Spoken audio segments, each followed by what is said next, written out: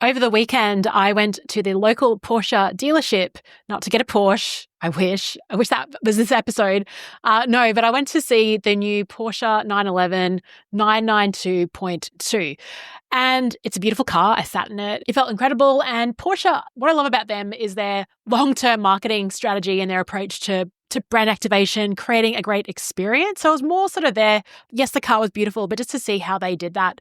And they had a really great setup. They had a bit of the history of the Porsche 911. So they had different models across the years, different eras of 911s in the dealership. They had a DJ. There was a company called Drizzle, and they had these really delicious cookies. I got a honeycomb one, which had 911 printed in icing on the top.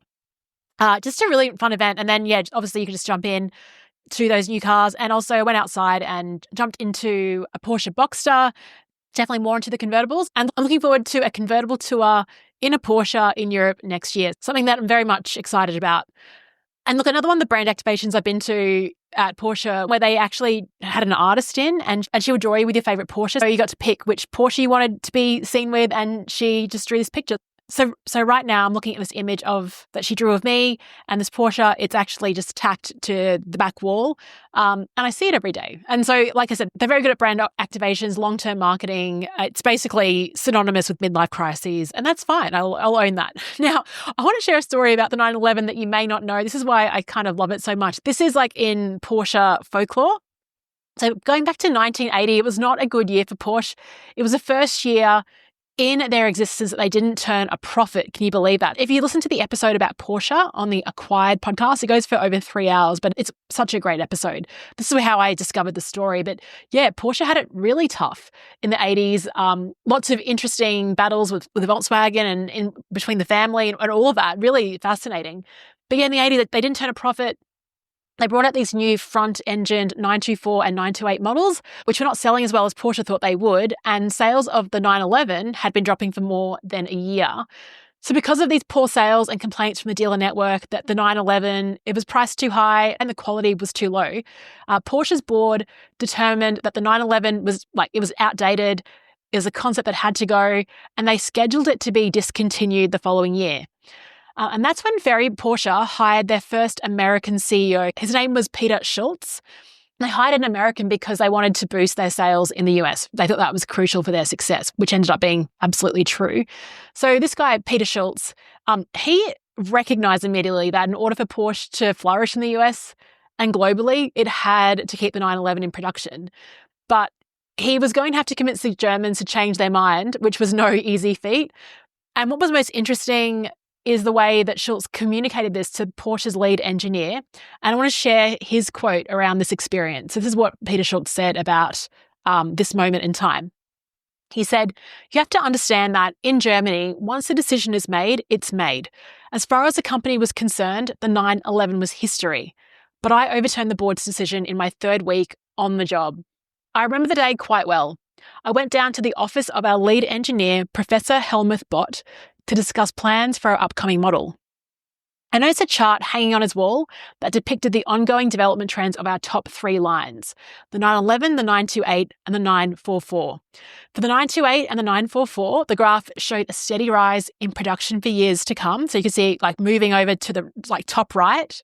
But for the 911, the line stops in 1981 on this chart. I grabbed a marker off Professor Bott's desk and extended the 911 line across the page, onto the wall, and out the door. When I came back, Bott stood there grinning.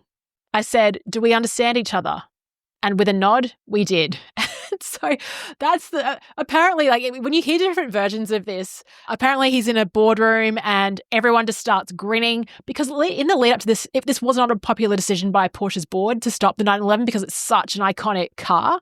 And so everyone within Porsche, the employees the morale was dropping. Everyone was kind of sad about it, but of course they were following in step and doing what the board had demanded and dictated. But what Schultz did, what I love about this is there's no influencing or anything like that. He just walks up to this chart and just draws a line and off the wall. It's so good. It's just such a great story. So I guess with that, I've got 3 prompts for you. One was, I guess some things were just not meant to be replaced. Porsche was ready to move on. The world was telling them the 911 was outdated, like on the data and everything else. It was impractical. It's an impractical sports car, right? But the truth was it wasn't broken. It just needed to evolve. So what in your life or business are you being told to move on from? But deep down, you know what? This is still worth fighting for. Number 2 is one decision can change absolutely everything. So that pen stroke, that single line, it wasn't just a decision, it was a commitment. It meant we have to back ourselves, we have to refine this 911, we have to make it so that it works in this changing world that we're in. So a question for you is, what's one decision you've been putting off that deep down you know could change everything? And what is your line in the sand moment or line on the wall moment, the thing that you refuse to give up on? The third reason why I love this story is that passion beats logic sometimes. Okay. So on paper, killing the 911 made complete sense. The 928 was the smart business decision. But Porsche isn't Porsche without the 911. The data didn't save it, the belief did. So a couple of questions. Are you over-rationalizing something that actually just needs a gut decision? And where are you hesitating when you should just grab the pen? And so I want you to think about your own version of the 911, that idea, the project or dream that others might be nudging you to phase out. Even you might be like, logically, this doesn't make sense. What would happen if instead of walking away, you double down and you found a way to evolve it? So I'm going to keep this 911 on my vision board. And I just wanted to share that really interesting story with you about that moment in time that changed everything for this brand. And the reason I think they're still around is because of this model of car. Thanks for listening, and I'll speak to you tomorrow.